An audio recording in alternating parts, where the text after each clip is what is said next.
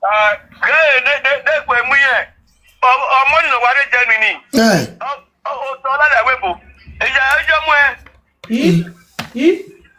Oh, so all that webo. Open the madam. The Benia Pay Sayala. A boy man at Lagos boy. Lagos boy. Who yak me? I got Barry Germany one at Fero. A good penno.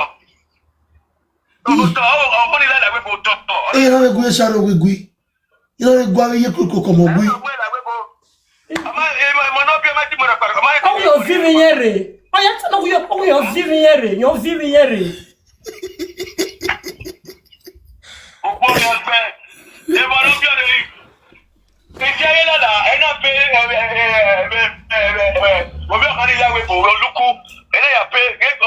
Okay, gospel wa. Yes, I not pay. That's confirmed. Madam, I don't pay 27,000 euro. Jesus. Iye we go mama ti mo yeri. It's not a weapon. It's just a weapon for more than 15 years. Talobwa. Come on, Penaya pay. Then in Askatowa. He said, all the days when we pay every 3 months. How we pay? Jesus.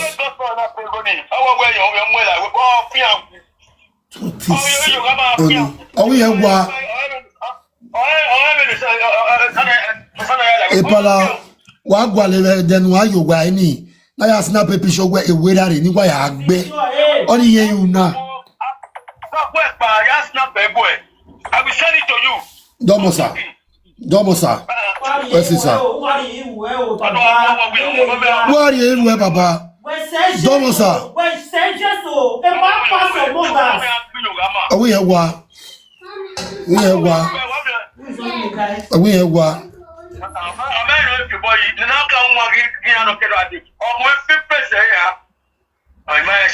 Don't move, Baba.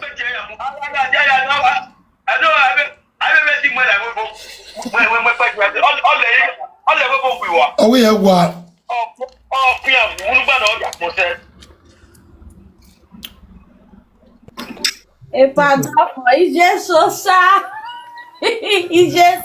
Lobwa. Baba goma meje lo so be social media o ye ti we wa mi je so ye gbere. Ala sera gbayan awa dayan when she awa ya pe ye gbere. 100. Udaru dijime grandmother do asiye ye robia wa me wa odo ni mere. Ya mo family ya gboto yen ma o ma ya mo family ya gboto I robia o wa wu me mo u ga tie bone ibi o ma ve aso mo la saga mo pisho mo yodoku do agba il va boire un fier pour le lien. Mais donc, il veut papa. Object in the West Special Charge, yes, disgrace. West Special Charge, you beg no disgrace where. Don't throw my guy. Arwe, a may have here, Bona, Special Charge. Agbiaga. Abino. Special Charge. Agbiaga. Mad will you throw out to those silly people. If not, they will disgrace you. I repeat again, Special Charge. Agbiaga. Abino. That's why you told trauma. This man they fight for his daughters. They'll disgrace you. That's why the man call me, and I know post the children again. They fight for his daughters. On a same way, so this one pass on. Tomorrow now, this one come to say I love my father more than my mother. Wow, Mama will born you. Mama will. She want to see useless mother. You there Europe, you let your pikin follow. Yeah. Where? A no game matter. Oh. Now Timaya dey talk. No game matter. One of the responsible father. When I say no wait dey.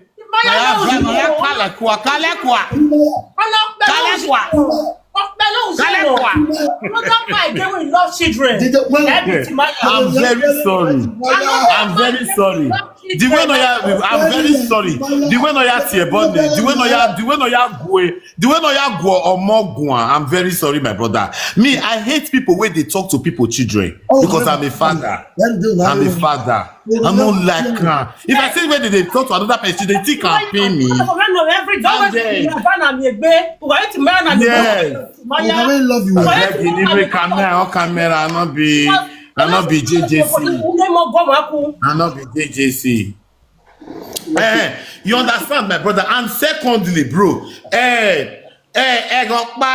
ni wa ye dogun a maybe you ga ma ya video kala bona upon a guest in oja ligo na yen wo mighty bo wa Now that word that here wey weak me, wey make me say I climb up 50 by 50 ya we ni bia kala bo na when of you guest 7 year bali go nese okay ona ya se moro why am with me ya ona ya mu ya God of mercy. Oh no. Yeah, he said, bro. I'm very sorry, my brother. I'll show you back. Just let me visit talk here. That's your name, Now, you know what they do that year. If you have been on your bed, Easy.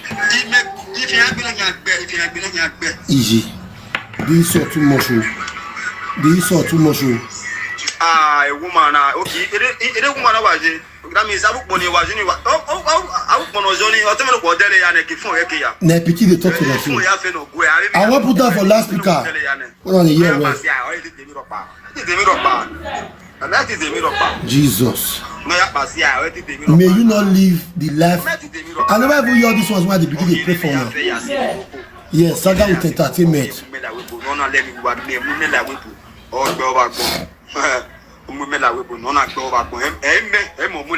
EG, man. The insult is too much now. Pikin. For Pikin to insult mama like this, you know, say the mother have failed. In your quack bay.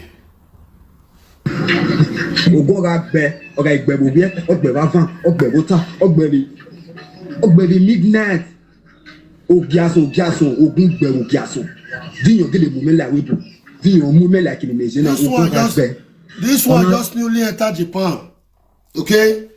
This one just newly entered Japan. Yes, Sonia and Ogun Agbewason already TikTok is a Morocco now when you're viewing like Weibo. All of now when they respect and they call her Mama. I believe say that the end of this video today, you guys will regret your life. She doesn't even want it. Why you platform okay? Platform is done. Platform is done. Platform is done. Hello, Mama. What talk by? Where? Yorama. Ah, where say? Thank you for the correction. Yorama go boy. No, yes, Sonia Yovan. No be me no dey sekile. No be me. Dinyo moment like we do. Don't even 20,000 me dey cash. Mama Sonia so they talk so. Go na where you back bomb. You make 20,000. Otonyo go dead. Otonyo go na ma. Oh, saloba la. Ogun no gbo no ka gbe mele. Ogun no gbo no ka gbe mele. Ya oge. Yin go so no go ezele de me. Nigeria we take no pa Nigeria re. Isi me we yin na Nigeria be ni ejine. I go interpret. Ya mo si da pa no na. Ibe ti kewe o be yin gbe bi e no pa ya fa ya o pa wa o pa yin na. O ka re ni ate mi e be na wo re ni ate mi if you be according to me say my liver, I be some my gas go say my liver and my most should be most we no know say Igbo pikin for Nigeria. And you do me la yin no game. Yeah, you a man of you eh. You got disgrace when met the old God in there. Una igun do we say your way. It do aya we lucky tell up way. I will explain to you guys that does not hear Benin. After this audio play finish, I will explain too. I will explain the one we know the hear Benin. How they explain one audio with English for now. Pidgin English. Ẹ̀yin òbí ẹ̀mẹ̀ o, láàyè nínú gìlà o. Ẹ̀yin òbí ẹ̀mẹ̀ o, àwọ̀ ẹ̀yin òbí ẹ̀mẹ̀ ẹ̀yin bẹ̀rẹ̀ ahẹ́ ni àgbọ̀yá yí ẹ̀. Abẹ́gẹ̀ yọ yí wọ́n mẹ́mẹ́ ẹ̀ wébo. Ọ̀nà ẹ̀rọ wébo. Ìmọ̀ni rẹ̀ ẹ̀yin mi Nàìjíríà máa sọ ẹ̀. Okay, before the second audio go play, the first audio, the son is lamenting. Say it caused the day where this woman born her, which is Mama Sonia. Now his son, when his sister carry enter Canada with this, his son says since his mama travel since 96, he not doing mama 200,000. His mama don't know whether they would exist for house. His sisters now road they follow enter. He not bring any of the picky con Europe. As we speak right now, this boy say may we join hand together more the help and the swear for mama. He said when mama been want go Nigeria. So sorry, when mama come Nigeria the last time, say we want collect document. He said some of the guys like all the beggars say now your mama no matter what leave the document for her. He said because mama na useless person. He said that Morocco. He said that they smoke. He said I wish he didn't hear where mama did for president mama. He said that useless mama na be. So now understand now.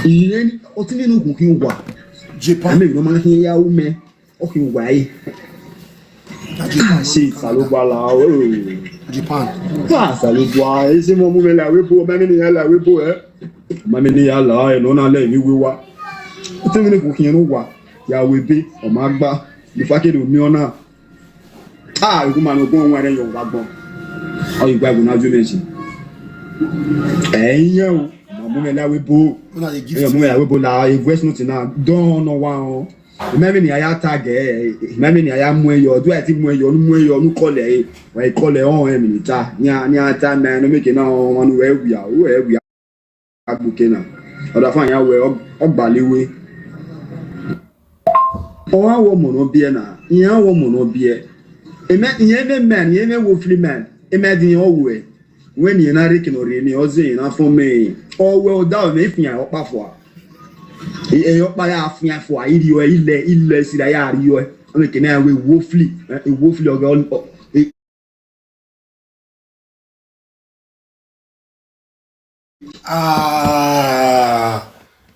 Yenu kokomo pikin don't do this one to Yenu kokomo. When this idiot begin to insult Yenu kokomo, he don't reach your pikin you know. Come analyze her. Next time you will never advise me. I know they find people trouble. I they do my own. They that their bring lessons come and say, where you forget document, me come they explain to idiot. If I want to do show again, I did do with my crew. I meshed with the people that have what it takes to do it. My name is just there, like oh, you know me. That is it. They may be there now. We not get document today, go get tomorrow. Now some of my friendly friends come and say they do. Yes, sir. You need to get this plastic. You know, if they don't need, me. Now me you talk to you direct. You can't tell me talk to you direct. What so? Well, tell me how. Now when I do lessons, now I can't say bring a dirty card. Come aside, say you get card for burial. You have to burial be cool. Well, tell me how. Yeah, you have your body. Well, hey, no, you don't start again. Right, Johnny? Always, away flog always. Il ya gaga il but il bien good ma say ya wonya no na let me where you mama. Ni kwemu no na gbe oba gbon no na nware yo no gbe oba gbon no de be wa. Ai. Me ya se gbe tion e ni je bie oro re ya o gbale ba mo bo oro re ya.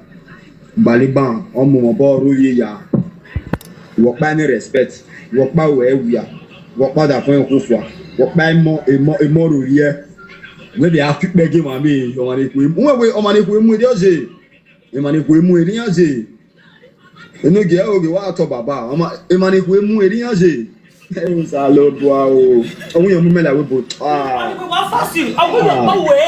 Debo wa. And the way that interpret yes, they say mama to the smell. Yeah, they say mama to the smell.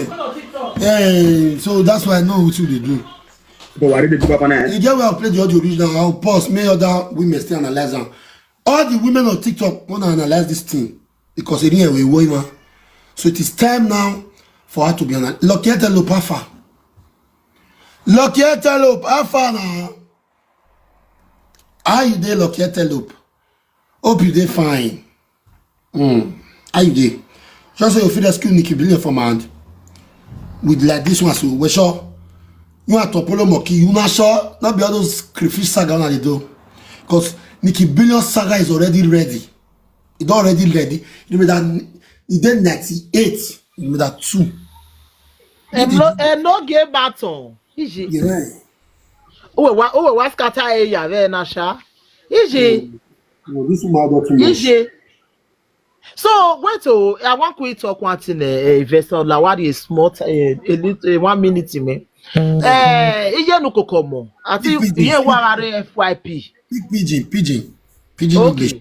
Iye no kokomo. I don't say you go there FYP now. You know why they call your name? Because when all those women they come out, they insult your children that day.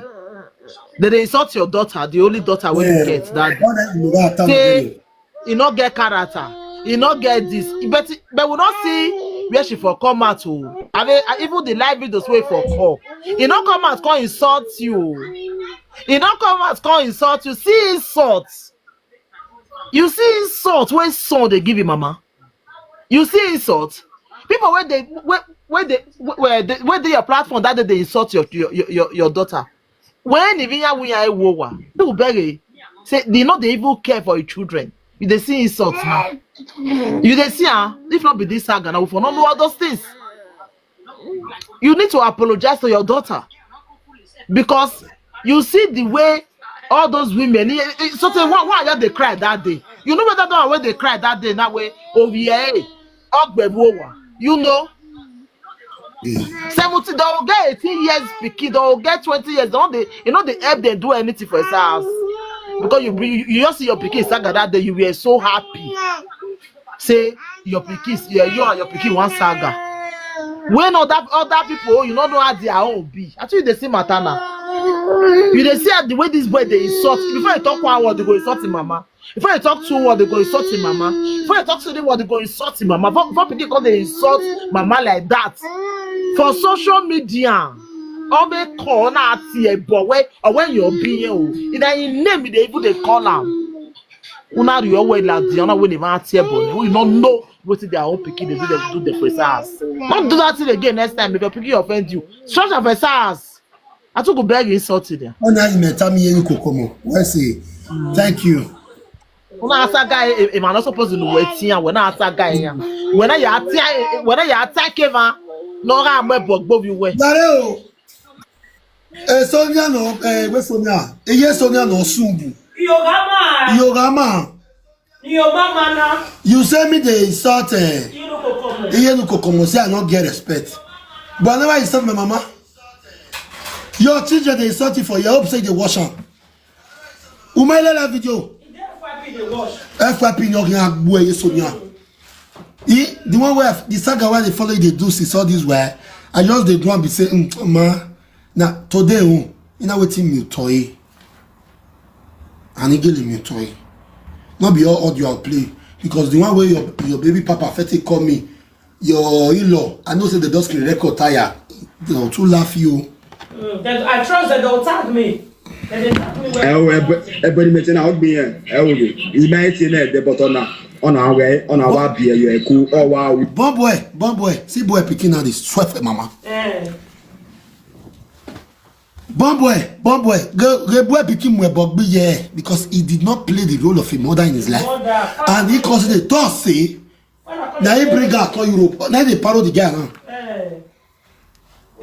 I don't know. Oui, on a la moins bugby. Et quoi oui. Oui, for. It's a man where we go visit now.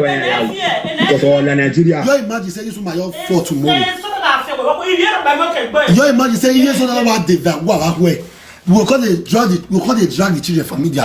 Which can pick you na be? Which can children na be? Una mama there. Una even na yes the bad they wo. Yogama ya iwi The boy said not get apology. Go on. He said sister they come. Sonia never voice. Sonia they walk. Sonia may go and the boy they talk. Sonia ya before it's too late. Sonia ya Yogama. You be on at Sonia. Sonia. Wait. Sonia no ama. I suppose put my name so he no round one. I know me get. Awa. No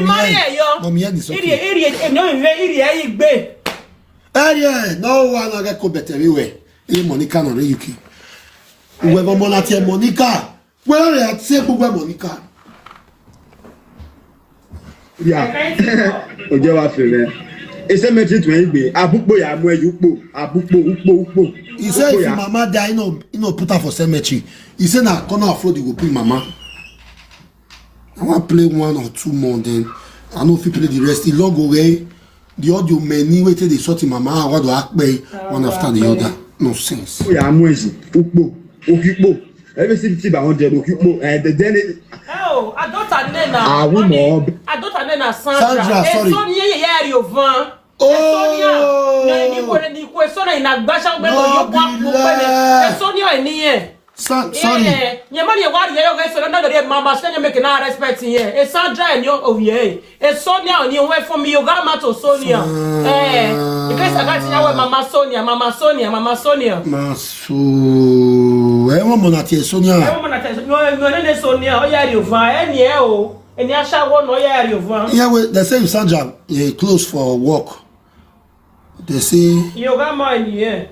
You cannot delete the audios. Why you talk like that? Audio way day. Audio of 2021. Oh, they drop money gone. Bella. God bless you. Audio of 2021 still there. Yeah. 2017 day. Yeah. He talk about today audio fresh audio everywhere. Agmen heavy. You tag 2021 audio January. 2022 audio February. This one 2025 October audio. You see why they fight for Vision Coco? You see why I fight for some that day? You supposed to stop insulting this girl. You must not Hello, good evening. Hello, Mama Nora. Now, good evening. Good evening. No, no kuko piki. Better pass this Mama Sonia. Where they insulting Mama. Even no kuko piki say no insulting mother like that. God forbid. Okay. You better pass this Mama Sonia. Yes. You see why we call it Friday?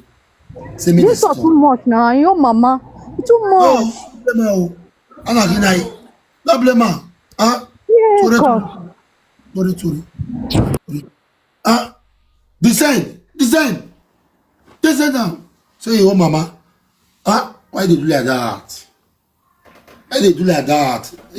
Anyway, let me carry you client. Why you do like that? No, now I first on the ABOC. No, it's not be your Mama. Why you like that? When they look for what a big person, if they see evidence, they say your Mama is too much. It's not too much, and it me happy, me cause some well. Me there for the user that they laugh on. You know fit up for children matter again now. Nothing will go fit up put again. I don't spoil career. Don't the respect what they get for. The respect what they get for them. Where are they? Turn on you.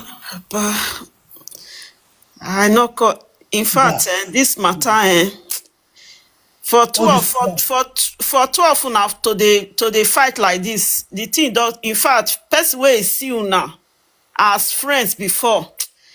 If you say spirit no weak na lie talk. You not be my friend though, because we play game together. Not missing on my friend. I understand because anybody now go that me say mani maka or maka wemu wa at all. No. Disappointed. Yeah. For me, nobody is supporting her for doing that at all. God bless you. Nobody is supporting her because she's always against it. Exactly. You understand me? Even the people that was there, they cannot even call her to tell her that stop. Face them alone. Leave the children out of it. And the one thing where I see, we say, sometimes you will person go get quarrel. That person not go face you. You go meet another person where you say you will get the quarrel. They put more petrol, more fire, so the thing go they escalate. If the thing don't dey escalate, all of them will go hide their head. Make una no hide una head. Make una come out. Make una come out. You get what? In fact, no. No. With what the things I'm just hearing, in fact, it pissed me off. No, this is too much. It's too much. It's too much. Una wey be so na clap hand for this thing where they happen. So mona not hide, mona come out. And one thing again, pretty daughter, unshakable. I'll call una come out.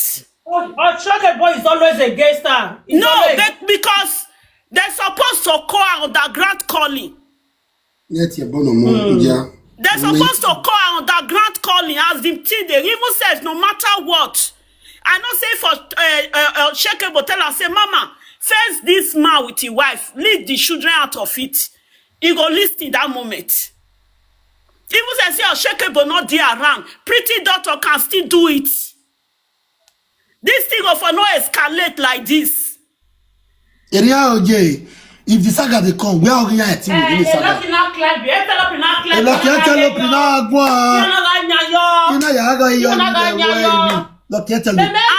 This thing they go on, they take place. Anybody when they say they dance, they rejoice, put. Now be so now be the enemy. Where the time comes. Now be the enemy. It does not cut for. Goya me have sexy baby located look. And all sexy baby go even go past this one. I swear. Come here, you saga be a car. Mama, you have done well, ma. Thank you, ma. This life, everybody gets you for body. If you not come out today, go come out tomorrow. We should be very careful the way we clap for other people to fall. We should be very careful. Seeing other people, rejoicing for other people's problem.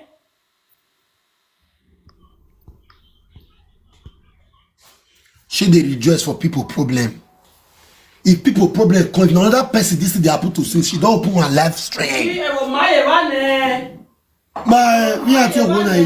My sister, my friend, yeah, make people rejoice over her. Why they do like this? Sonia.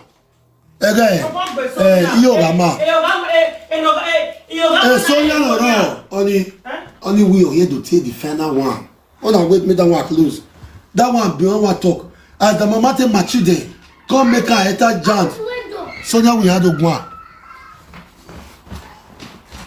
Mama, me, wait. Ja. Was it be that way? Why you like that? You are a learner now, you Chris. Okay, they know what bell. Butupu. When you let her now get competition. You have anywhere.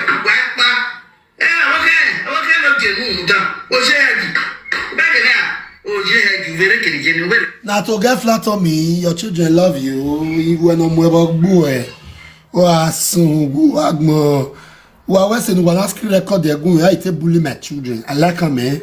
I get fans all over everywhere. If I tell them, they believe me. Yeah, you know, I have feeding 6 feet. I be mama, you're only 2 feet. You are 2 feet. 2 feet. I are the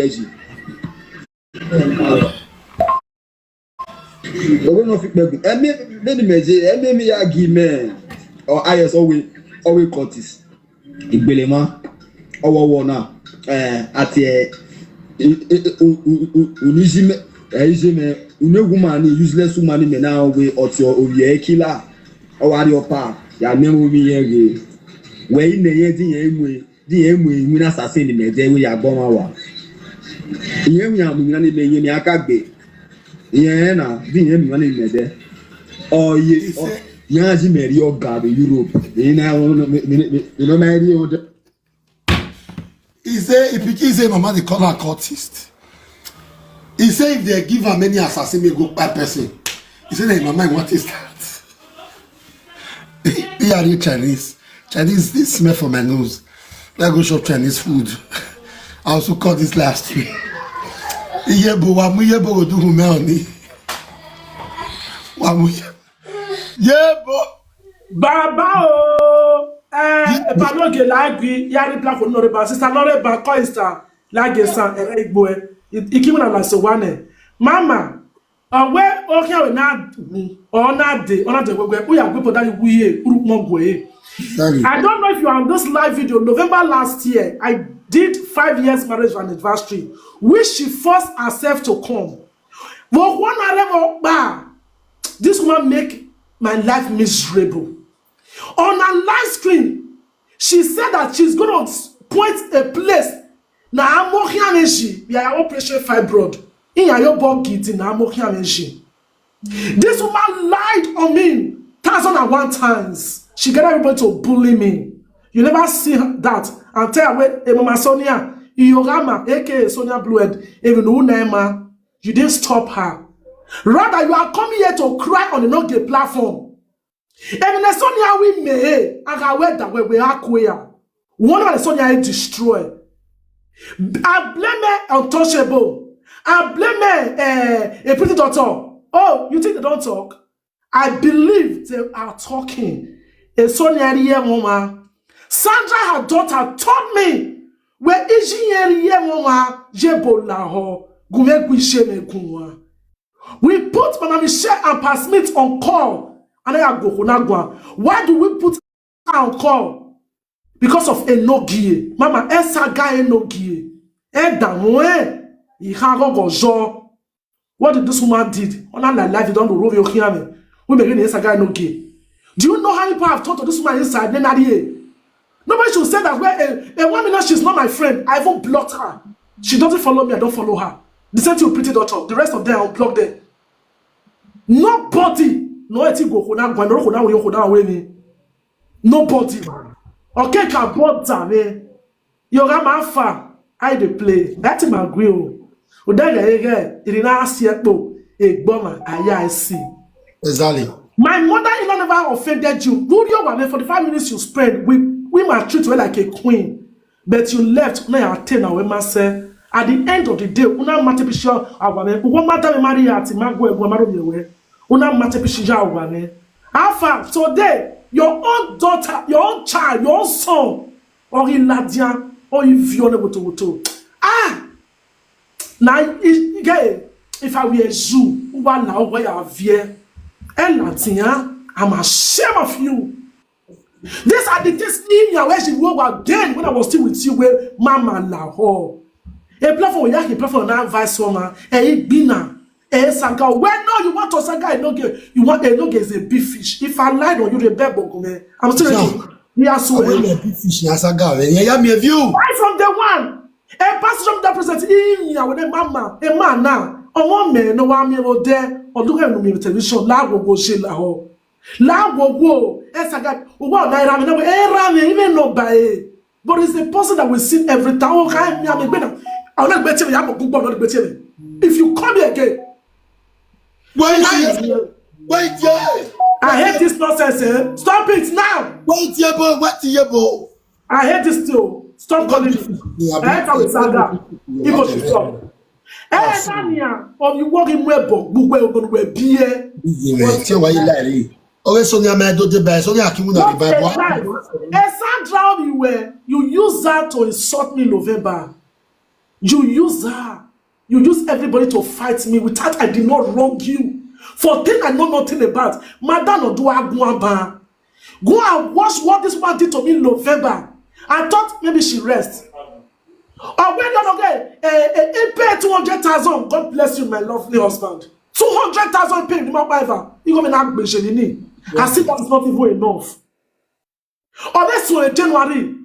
Or the other way, Mama, we only say, February, this man started again. In that deep, without for me, permit me just 2 minutes to talk to this woman.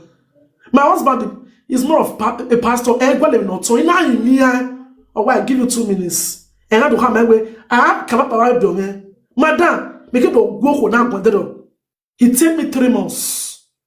From November to February 5th, calculate it. Do that offend her? No. Do that insulted her? No. What did I do to her? What did I did? Sonia is one person that she doesn't know when to stop. Iyokama is one person doesn't know when to put an end to things. She will do it and do it She don't know when to stop. Look at your life today. It's true. Your son said the truth. Oh, where you know me, where up? The woman Maeta. Last year, before your birthday, and after your birthday, your son father, don't disgrace him. I changed my name to Jesus baby. In a matter platform again, DJ Wisdom was there.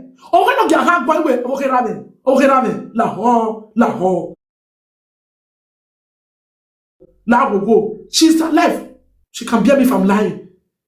Where are you? I fought for you. If you are letting me, and then you turn around and stab me without no reason. When you get to my party,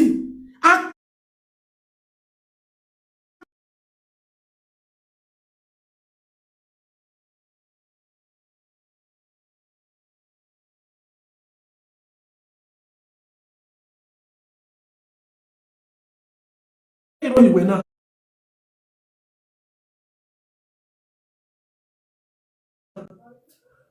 When me help ni bumu be matali hatana. When ekimetia president there oni me hate say man. The intervention or Ronald Bevoa with live video. See your nakedness for Assad. See your life for Banoff. See your life, Sonia. Yogama. I been Alpha. Oh, wow. You have my brother, you have my brother now. Me at descent. Where's he? Edo baby. Gumagwa. Pardon mo. You see all those people who are they come a no get platform they say pani sell see ogun okin wa gbeluwaya. God go punish you now because all of una go dey Mama Sonia platform where they insult a no una no fit climb up they say pani sell. We say I take hate to be that one. Una come here now because I no get the last pass now. All of una will come here now they say pani sell, honey sell, ya boy. But when they do, nobody they climb the platform go they beg am. She wanna see disgrace all full everywhere now. I see if this woman they like they thought to where they thought to Yenu Kokomoda, they to say, oh, I wish the Yenu Kokomo Piki go feel be like this woman children now. I don't know.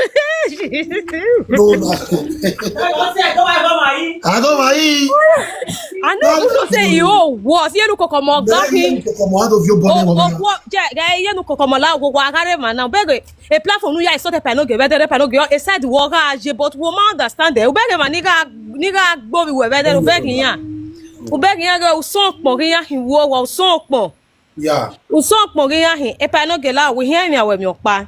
You see those people where they say if person want to talk to them for your platform, you go say no, make they not talk to them for your platform because they be your friend. See, a part of people, they not be your friend though. They not be your friend because at the past yesterday for Lucky Antelope platform. When you tell one of your friends, say, Mama Sonia, the saga if I no give before you talk and finish, you don't run go there. But I never see her for years since where they saw Sonia now. But yesterday, I be the first person, na guy. I don't want to mention your name. Now be first person where run go there. Yesterday, go they listen to whether for they insult you because I know the person want mention your name for your platform. They always say no, me they don't mention her. No, na Bobby, na Bibi and I the turtle. I know Naya the turtle. Okay. Naya, because yesterday, even this morning, self, I be yet today, self, you don't see there, they want for the insult you. But Naya, because if they want mention your name for your platform, you go say no. But if you see where they for the insult you, Naya be the number one where they stay for there. See, a part of those people, I don't want to see them for your platform because now we get this platform. Maybe they know they come here again because if they see where they for the insult now they carry calotte for there, they'll go they laugh, go they smile for there. Maybe they not come here again, maybe they carry their wahala go that side because those people they not be your friend, they be your enemy.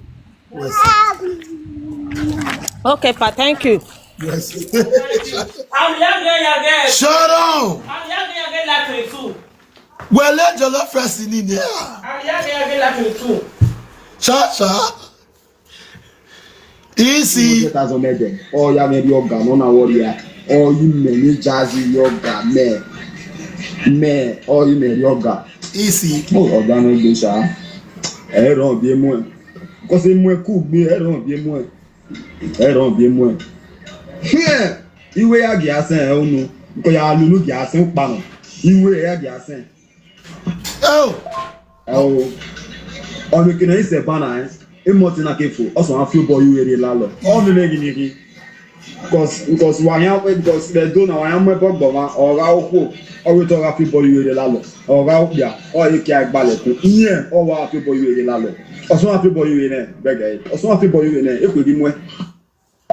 If you have been on your bed, shit. See, this boy now, he go take God grace, before you go respect his wife. Because you not get motherly, you not get motherly love. You not get motherly love. Not be all men or so go say get their motherly love. Before this girl go feel love woman anyhow. It cannot be all, but you don't take the grace of God. You don't see people with their advice, people they analyze, people matter. People when so single mother they look up to say na my mama, na my mama. Before you choose God mother. What of a play game that they use na elderly person who give time. Make for women they put that happiness for a man. Ya mele to wo. Ya mele to ho, ya to who look good dirty. Ya ide gbe mi wana gift e ma we. Just give time na who no me ya siko. Hey wo. If you have been on your bed, if you have been on your bed, if you have been on your bed, if you have been on your bed. A woman, okay. It woman was that means I would money was anyway. I would monozoni or tell me what dele yana ki phone ya. If phone ya fe no go, I me ya fe no go any. Or tell me what dele yana. No ya pass ya, or it dey me rock pa. It dey me rock pa.